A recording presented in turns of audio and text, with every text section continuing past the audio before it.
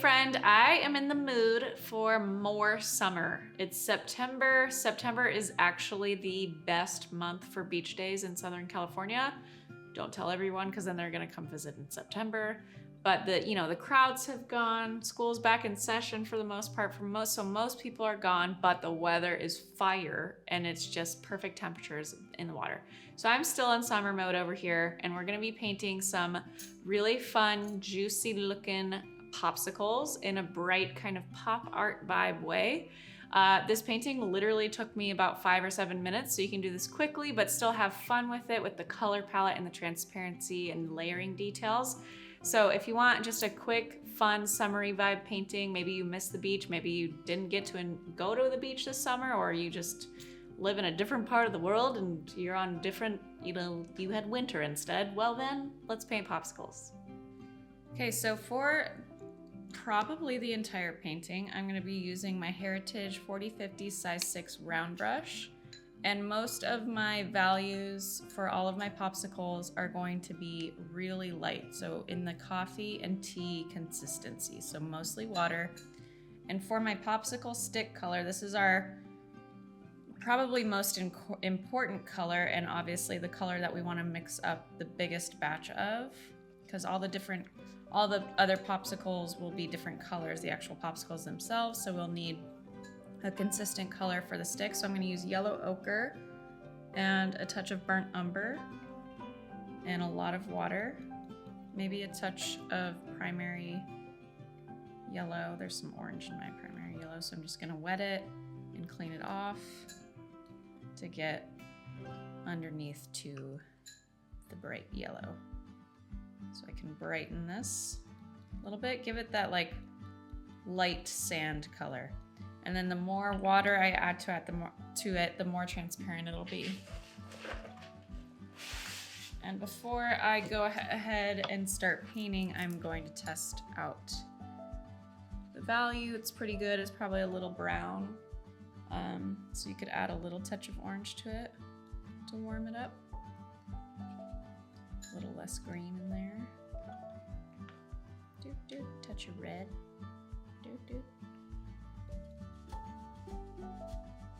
But the more water you have, the more light it will appear. So that's a pretty good color. So then I'm just gonna take a side angle with my brush, very slanted. So my brush is closer to the paper. It's not straight up and down like this. And I'm just gonna start with all of the sticks.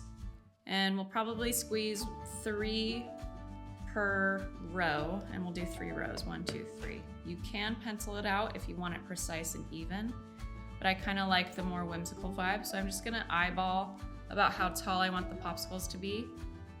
But our sticks are gonna be overlapped slightly, like from the halfway up, to show the stick through the popsicle. I wanna show like the transparent look so we can see through the popsicle. So the vibe or the values for my popsicles will be really watery as well.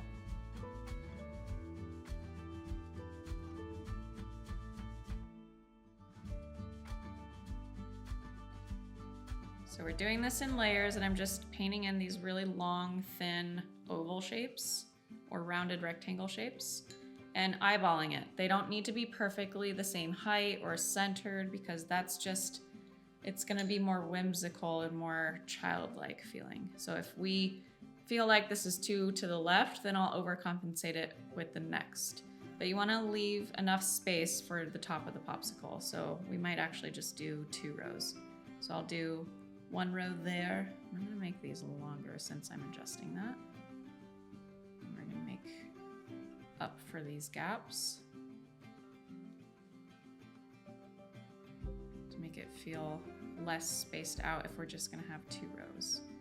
So we do the popsicle sticks first so that they dry, and then we're gonna layer the popsicle color on top of it with a more transparent consistency with our colors. So I'm just going over, and if it's dry, I'll go back over it with a little bit more color so it covers up those hard lines. But your sticks don't need to be perfect.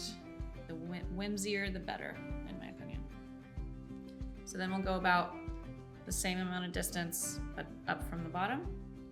Yeah, I'm kind of eyeballing it, so we'll go right here. And we've got like that tall, so hey, that's probably good right there. Over. You can obviously pencil this out if you want it to be precise, or you feel like you don't do a very good job eyeballing stuff, that's fine.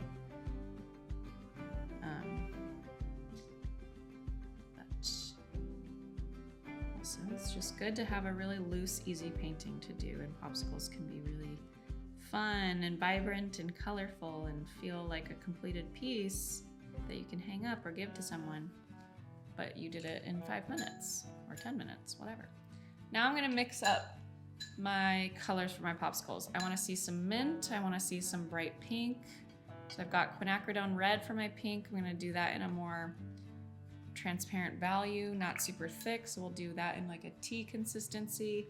Maybe a kind of cobalty blue we'll mix up with cobalt, maybe some white gouache in that as well for like a little bit of a smoky cobalt, and then we'll water it down.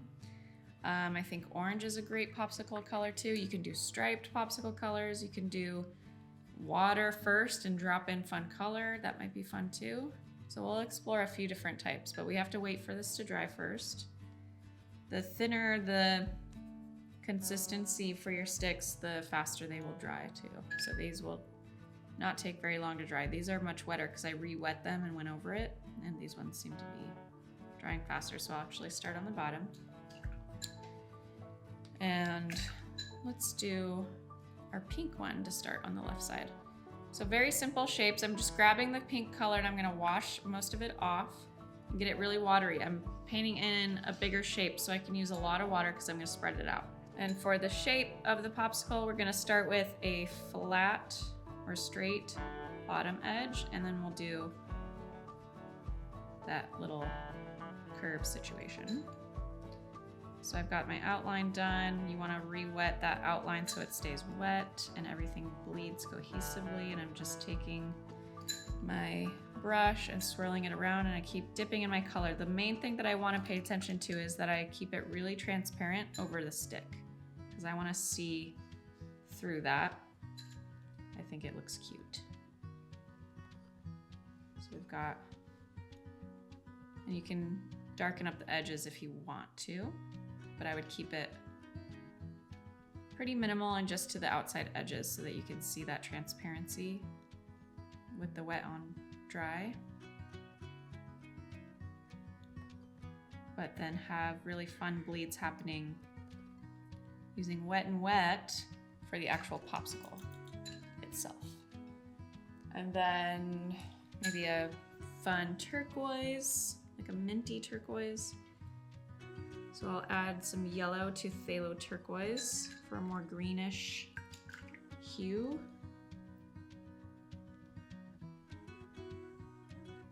That's nice.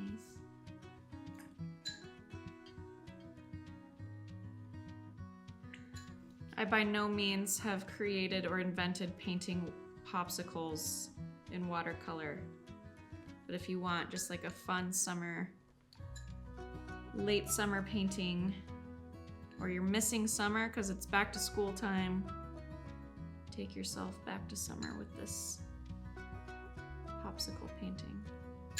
So keeping it really light, making sure to go back over the outside edges so that they all stay pretty smooth and there's no hard lines.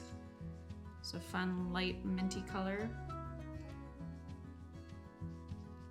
And your popsicle shapes can be wonky. They can be different. They can be, some are bigger than others or slightly more misshapen, but you want them to be somewhat similar. So not like one's huge, one's tiny, but I feel like this makes it more childlike and playful. And for a painting like this, where it's really simple subject matter, the main hero of the situation is how playful it looks, but also the color palette is the star of the show. So picking colors that are slightly more unique combination-wise. Maybe we can throw in some green gold with a little bit of burnt umber for a more neutral color green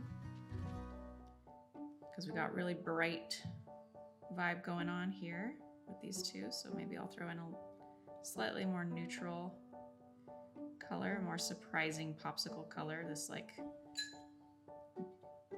burnt green gold, literally what it would be called.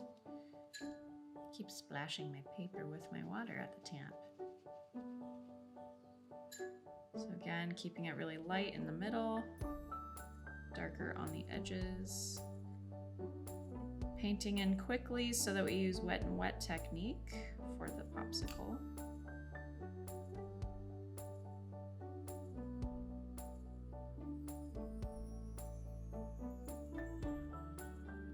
Cute.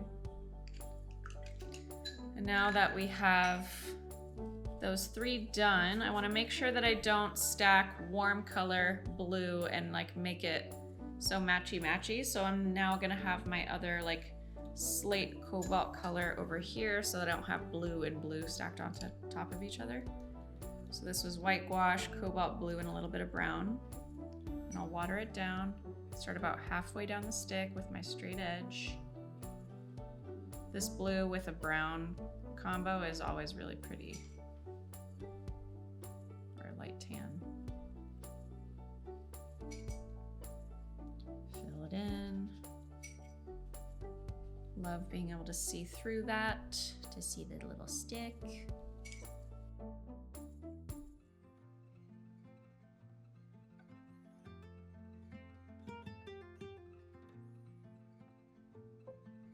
So obviously I would prefer this to be lower so that it's more centered.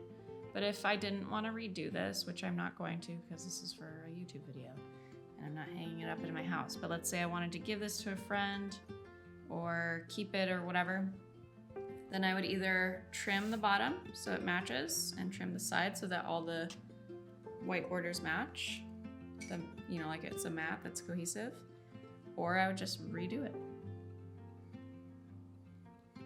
Who says you have to nail it the first time every time?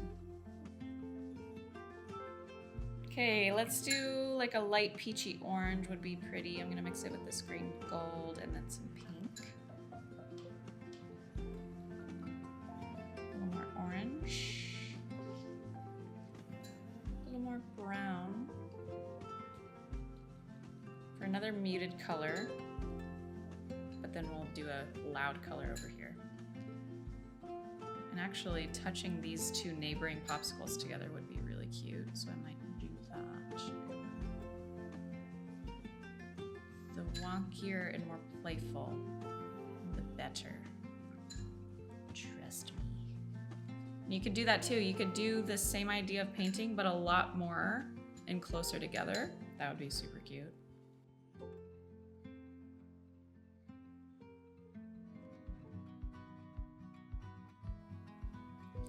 I'm just painting super quickly, so this is by no means a super complicated painting to do. It's more about practicing color combinations and deciding where to place colors and thinking about alignment and stuff like that, kind of more freehand.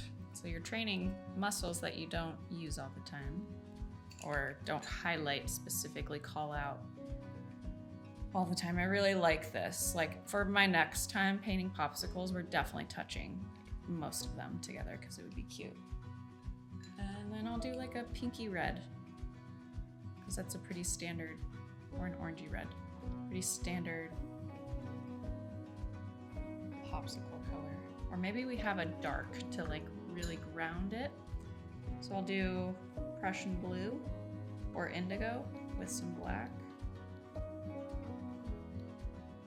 And just because a color has black in it doesn't mean it's necessarily a dark color, because if you add a bunch of water to it, then it becomes more transparent. So I'm gonna do that. There's kind of a lot of blue happening, but I have it balanced out with this one down here. A little bit more black, a little bit of brown, water. This is short and fat little popsicle.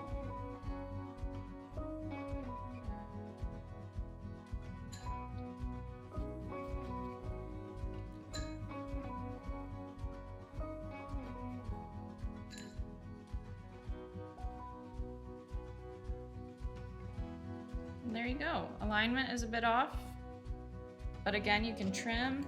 I really love what's happening here, so I would take notes, critique what I like, what I don't like, and redo it. It only took me a couple of minutes to do, so it's really not, you know, it's a really fun thing to practice. I love how the popsicle sticks are showing through.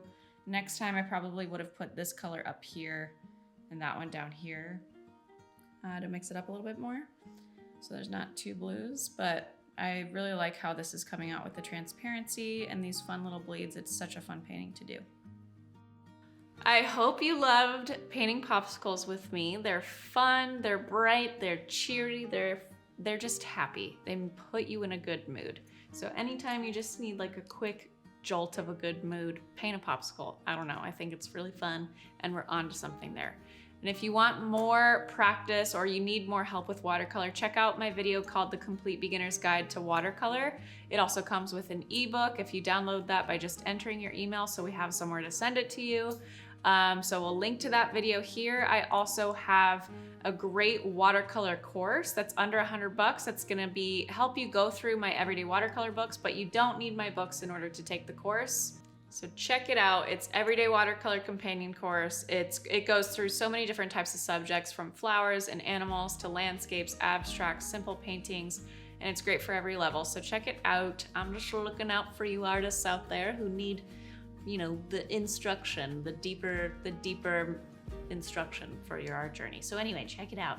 And as always, thank you so much for watching these videos. Hello, and liking and subscribing to our channel. Every single bit of engagement really means the world to us, helps us to continue putting out these videos where we teach you all things fun watercolor. So thank you, it really means the world, and I'll see you in the next video.